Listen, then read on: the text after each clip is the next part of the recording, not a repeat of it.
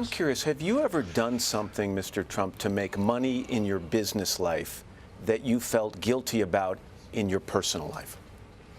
I've done very iconic things. I put a lot of people to. I don't think so, but I'd really have to give that some long thought, and it's possible.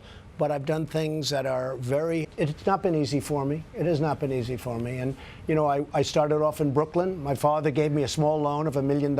I came into Manhattan, and I had to pay him back, and I had to pay him back with interest. But I came into Manhattan, I started buying up properties, and I did. You can't think of anything that's made you guilty? I mean, no, because I built tremendous jobs, and I've employed a lot of people, so I can't think of anything. Willie? All right, let's go to Shane Murphy. She's a 38-year-old single mother, medical pharmaceutical sales, registered Republican, still undecided. Hi, Mr. Trump. How are you? Thank you, Shane. Good. I am curious. I know a lot of people would really want to vote for you. Thank you. Only you would eat a piece of humble pie once in a while. Do you have any weaknesses that you can share with us? Thank you. Well, I'd like to do that, but then I always say, and it's very important, it's not been easy for me. It has not been easy for me. And, you know, I started off in Brooklyn. My father gave me a small loan of $1 million. I came into Manhattan, and the enemy knows, right? You know, it could be the enemy, and I don't like that. What happened is these people don't talk on television about what they're doing with battles and everything else. Fair enough. Fair enough. Right, fair enough. Yeah. Okay. Will you have somebody else Shane, there? thanks for your question. Let's go to Brian Pickowitz. He's a student, 21 years old at St. Anselm College, right up the road here, undeclared voter. My question is, do you have a specific plan for how to bring our economy back, or should middle-class voters just elect you because your name's Trump? Well, the fact is, yeah, I think I have weaknesses, but, you know, I started off in Brooklyn. My father gave me a small loan of $1 million. I came into Manhattan.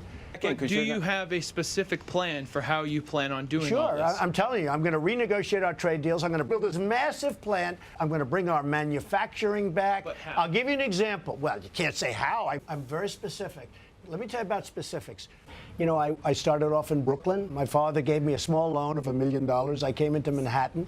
And you can't, you know, they think it's so simple. You just go 14.